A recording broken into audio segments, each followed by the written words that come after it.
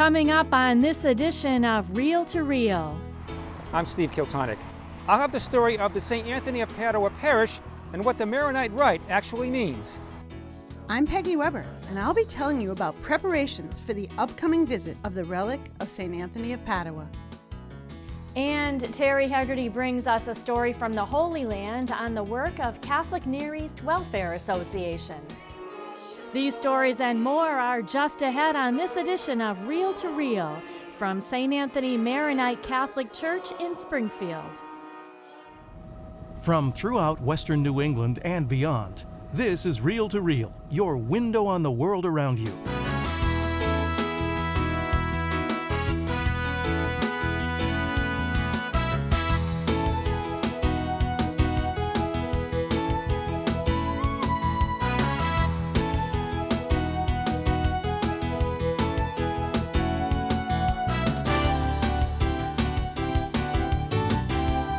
Here is your Reel to Reel host, Sharon Roulier.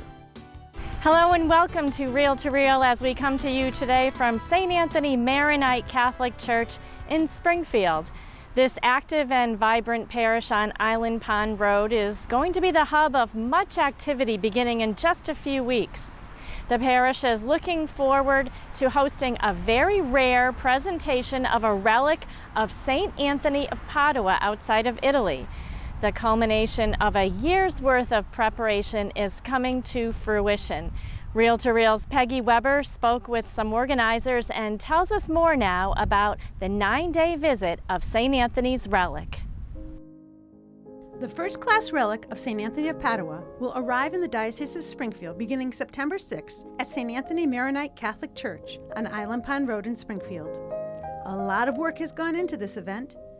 Deacon Enzo DiGiacomo has spearheaded the committee. Well, the preparation has been lengthy and it is going spectacularly well. We have every day filled from 7:30 in the morning till 10 o'clock at night. Deacon Enzo said that the response to the visit has been enthusiastic and they expect many busloads of visitors. He noted that many people are interested in when they can see the relic and what kind of food will be available. The food will be a continental breakfast and wrap sandwiches at lunch, all catered by Nadim's.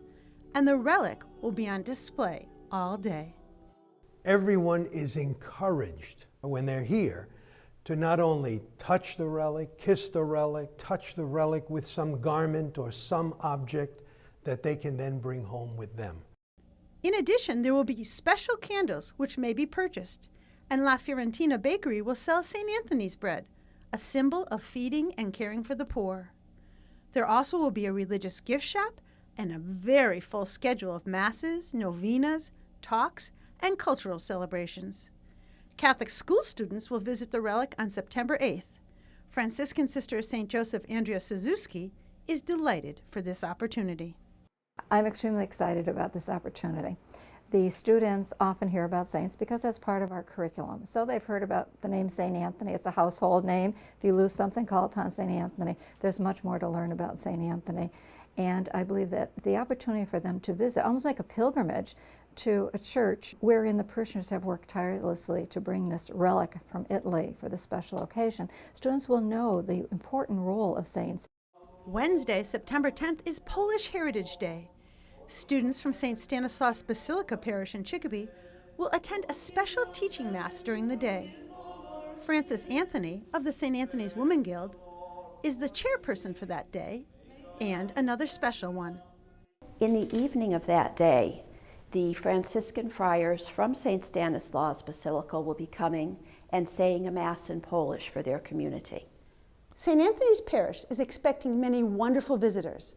And one special one will be from the Chalice of Salvation crew, which will film the opening Mass on September 6th and air it on Sunday, September 7th at 10 a.m.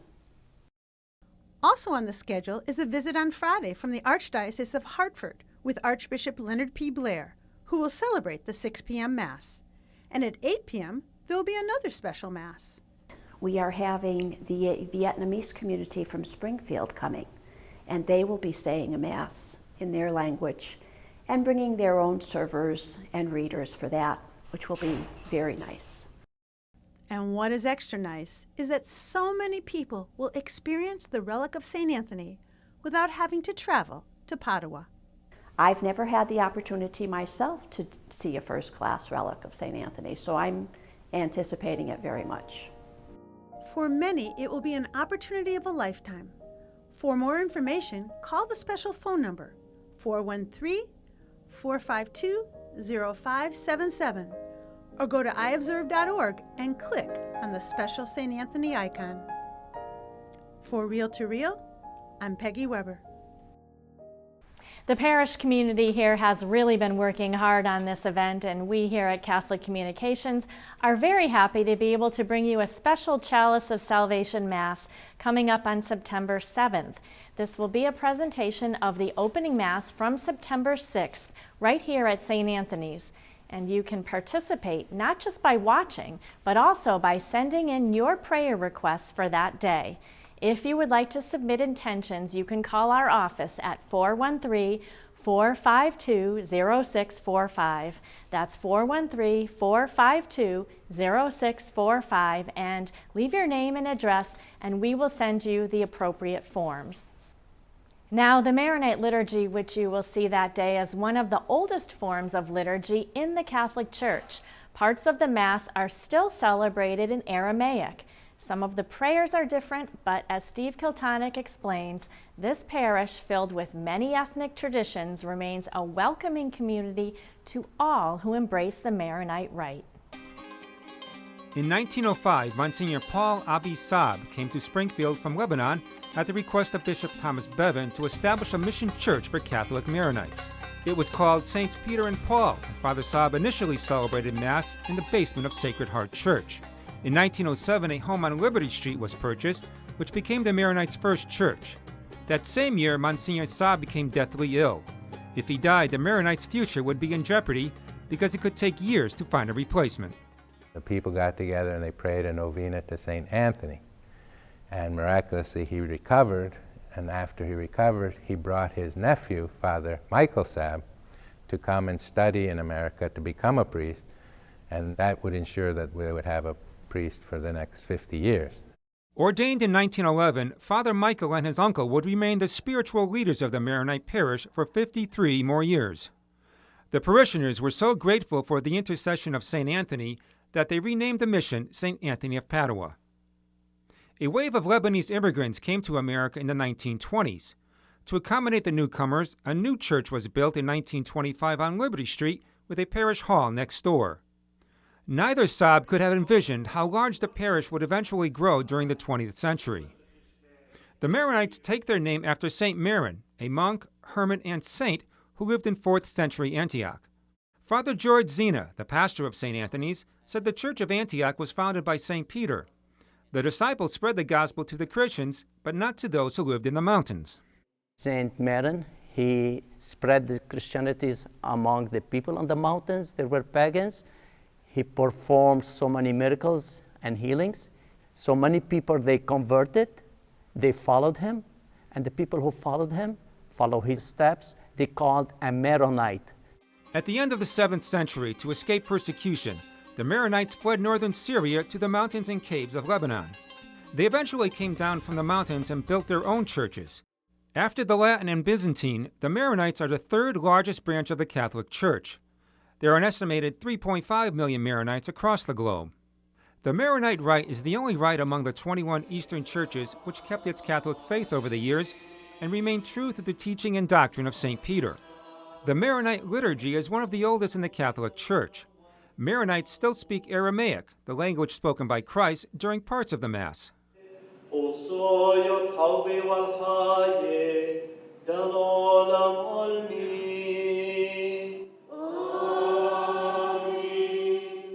The Maronites have their own liturgy, canon law, and patriarch, but they share many similarities with all Catholics.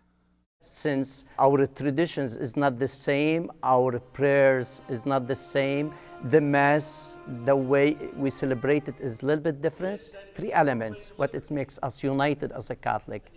The Creed, which we profess every Sunday. We have the 7th Sacrament, and the Pope is the head of the Church. So we are not independent. We enter under the authority of the Holy Father, the Pope of Rome. The Maronite Mass, however, is celebrated somewhat differently.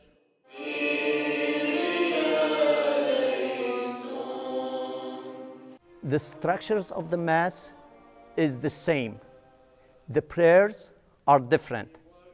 We have the opening prayer, we have the penitentials rite, but we don't say, I confess to Almighty God and to you. We have other prayer, the priest, he say it, or the deacon, and we burn incense at these times. We have one reading instead of two readings. In the Latin rite, the sign of peace is offered just before communion, but in the Maronite rite, peace is offered after the gifts are brought to the altar. Another major difference is the way communion is distributed. I think it's very reverent, it's very holy, and we have it in both intentions. So the priest, he took the host, he dipped it, and the body and blood of Jesus Christ. So we don't give communion by hands. In 1966, the United States Maronites were divided into two eparchies, with the East region headquartered in Brooklyn and the West in Los Angeles. Until then, the Springfield Maronites were under the pastoral care of the Springfield Diocese. Over the years, the parish experienced a few setbacks. The church on Liberty Street was closed in 1966 because of urban renewal. With Bishop Christopher Weldon's blessing, Masses were held for several years in the Cathedral High School auditorium. Less than a mile from Cathedral, 18 acres of prime wooded land was purchased by the parish for construction of a new church. Ground was broken in June 1968, and less than 15 months later, St. Anthony of Padua Maronite Catholic Church was dedicated. The octagon-shaped church with its cantilevered arches was built to resemble the Maronite tradition. In 1985, a new parish hall and banquet facility was dedicated. Nora Dada Blaisdell, 94, is one of the few parishioners who attended the Liberty Street Church. Her parents emigrated to America and had 12 children.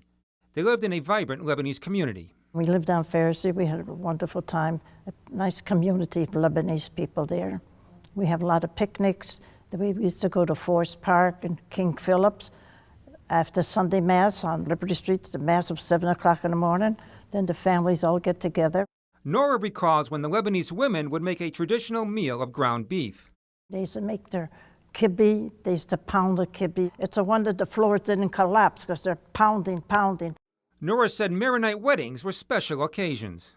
The weddings are big time when they get married. It's just not a one day like they have today. They would go on. Like they told me that when my sister got married, it was over a week of time. Every night, you have celebrations and everything. Nora was active in the Mount Lebanon Women's Club, where many parish events were planned. Nora married and moved away for a time to have 2 children. Eventually, she returned. She still comes to Mass every Sunday, is devoted to the Blessed Mother, and prays to St. Anthony. Since Father Michael Saab, the parish has been served by 9 priests, all of whom contributed to ensure that the parish would flourish. Today, there are nearly 500 families that make up the parish. The parish averted a major disaster when on June 2, 2011, a tornado roared across the Connecticut River and headed straight toward East Forest Park. And that night was a Wednesday evening. We were having our parish supper. The tornado came right at the building, but then suddenly veered off right behind, took down all the trees, and of course went down the hill and destroyed Cathedral High School, which is right behind us. So we're very fortunate and we're very grateful to St. Anthony. While much of the area experienced destruction, St. Anthony suffered only minor damage. Even the cedar tree, a symbol of the Lebanese and Maronites, planted when the church was built, was untouched, while so many trees around the church were flattened. We've seen after both interventions, if you will, of St. Anthony, a real resurgence of the parish and a real coming together of our resources and our personnel to make it a stronger parish. The Lebanese festival, the Marjara, which was held for the first time last year, has become a community event. It's just one example of the parish's efforts to reach out to the broader Springfield Diocese. And although St. Anthony's remains an ethnic parish, Father George says they will always welcome people from other nationalities, not just Lebanese, who embrace the Maronite rite. For Real to Real, I'm Steve Kiltonic. For more information, including a schedule of Masses, you can find a link to the parish on our website at iobserve.org. And still to come on Real to Real, Dan Dumas will have a look at what's happening in the Diocese of Springfield. And with tensions on the rise in the Middle East, we'll share again Terry Hegarty's story from the Holy Land on the work of Catholic Near East Welfare Association. These stories and more are still to come on this edition of Reel to Reel. Holy, holy, holy. The Chalice of Salvation, your weekly spiritual connections. I'm Passionist Brother Terrence Scanlon, your Chalice host, inviting you to take time out of your warm days and join us Sunday morning at 10.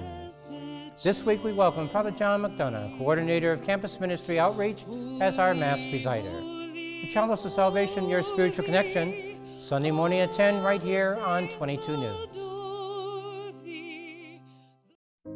Come see a first-class relic of St. Anthony of Padua from September 6th through the 14th at St. Anthony Maronite Catholic Church, 375 Island Pond Road in Springfield. Special days have been scheduled for different heritages and cultures. Food and a religious gift shop will also be available. Don't miss this rare opportunity to see this relic, which will travel all the way from Italy. For more information, call 413-452-0577 or log on to saintanthonysrelic.com.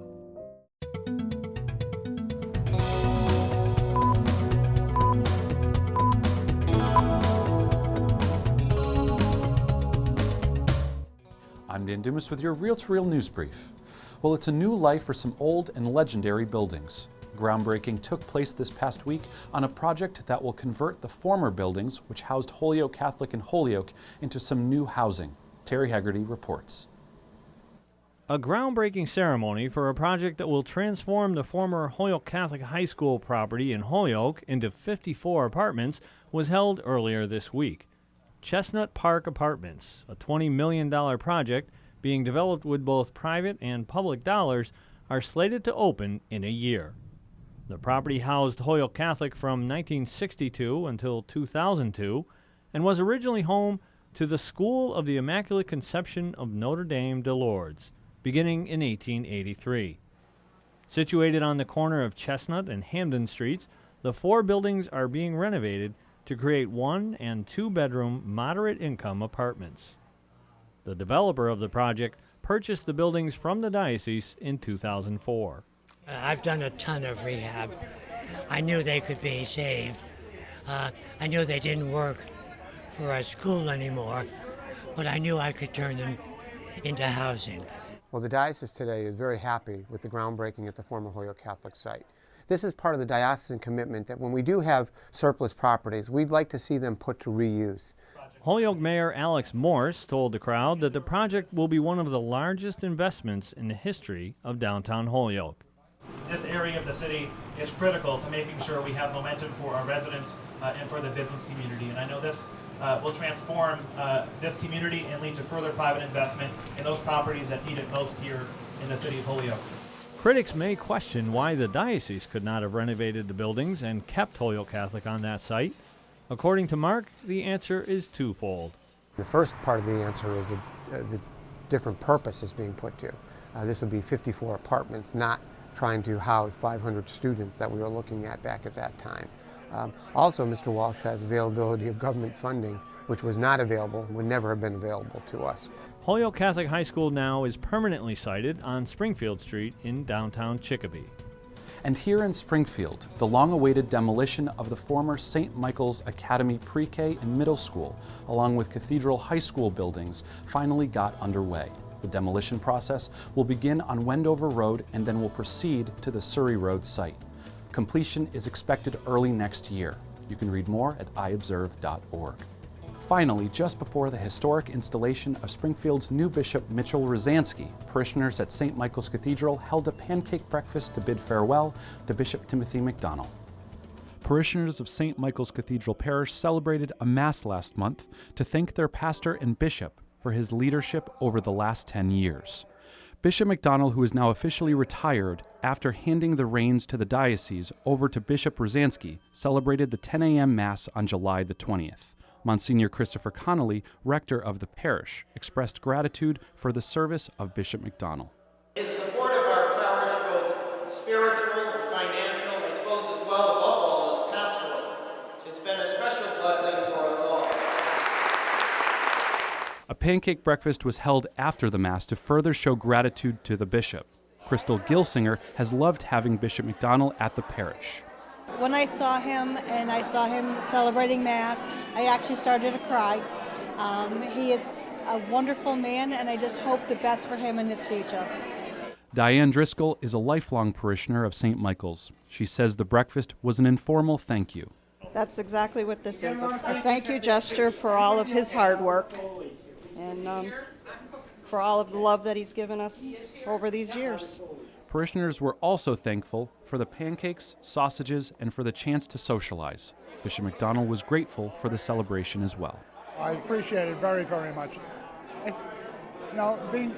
The bishop is always the pastor of the cathedral, but doesn't get to function there that often because we're around in different parts of the diocese.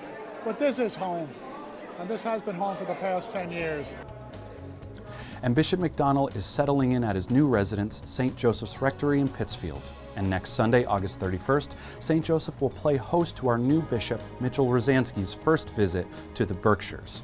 Bishop will celebrate the 11:30 Mass next Sunday. Afterwards, he will be greeting one and all at a casual reception and receiving line in the parish center. All are invited and encouraged to come out and meet our new bishop. And remember, you can always stay informed on all the happenings in our diocese by logging on to our news and information website, iobserve.org. There you'll find up-to-the-minute and accurate news on the Catholic Church, both here in the Diocese of Springfield and beyond. You can also see video reports from Reel to Reel and from the award-winning team at the Catholic News Service. That's our news and information website, iobserve.org. I'm Dan Dumas, and that's your Reel to Reel News Brief. For parishioners here at St. Anthony's, with their close cultural ties to the Middle East, recent tension and violence there have been especially troubling. There remains one Catholic organization which is trying to help the less fortunate despite the violence. Back in 2012, during our Catholic Communications pilgrimage to the Holy Land, reporter Terry Hegarty visited with the Catholic Near East Welfare Association. Helping Christians stay in their homeland has been the task of the Pontifical Mission for Palestine for more than 6 decades. Last fall, pilgrims from the Diocese of Springfield visited the Jerusalem offices of the Pontifical Mission, learning about the work of the agency through a talk and video presentation. And we're in the old city of Jerusalem, just inside the New Gate. The Pontifical Mission falls under the auspices of the Catholic Near East Welfare Association, headquartered in New York City. The two papal agencies provide for Middle East relief and development. The pilgrims learned that the Pontifical Mission was founded by Pope Pius XII in 1949 as a humanitarian organization to help Palestinian refugees. Following World War II, British rule of Palestine was terminated. The State of Israel was founded in 1948, and the Arab-Israeli War began. Hundreds of thousands of refugees were in great need across the Middle East. 1/3 of the 750,000 refugees from Palestine were Christian. Today, in the land of Jesus, only about 10% of residents are Christian. Palestinian Christians are a minority among that minority, representing only 2% of the total population. Those 2% often face blatant prejudice and persecution. The office that the diocesan pilgrims visited in the old city of Jerusalem is just a 5-minute walk from the Church of the Holy Sepulchre. And of course, it's very easy to visit the holy sites and not really see the people, in a sense, because the focus then ends up being really the stones, the churches, the holy sites themselves, without really seeing the actual work of the Church in the Holy Land. Pilgrims saw some of that work firsthand as they visited St. Louis Hospital, just a short walk from the office. The Pontifical Mission has granted funds to the hospital for renovations that need to be done so that the hospital can stay current with Ministry of Health mandates.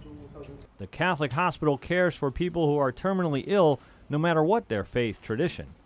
In some instances, Christians, Muslims, and Jews reside in the same room. Sammy says the services of the Pontifical Mission are available to people of all faiths.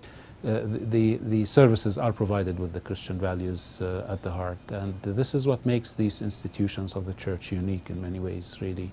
And these are the living stones. Father Gary Daly, spiritual director of the pilgrimage, says that of all the sights that the pilgrims enjoyed throughout the week, taking a day to see the hands-on work being done to keep Christianity alive in the area was very touching. It's very sad for me to hear over and over again as we toured Israel of the diminishing in number of the Christians here in this area. To visit the hospital that they have here in Jerusalem was a very moving thing for me, to be able to see the sisters at work here and the various people who work in the hospital to assist people who are dying. And to know that it's not only Christians there, but Jews and Muslims as well being taken care of, and everyone is working together. Working together has meant helping people in the Middle East for more than 60 years. The diocesan pilgrims also celebrated a Mass in the hospital chapel, where a sign of violence from the past is represented in a stained glass window. This depiction of St. Francis not only shows that he suffered the wounds of Christ, but it shows where a bullet passed through his heart decades ago, a reminder of the violence that once flared around the facility.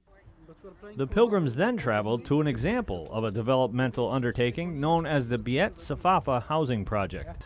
The nearby 8-year project, which was nearing completion last October, was coordinated by the Pontifical Mission.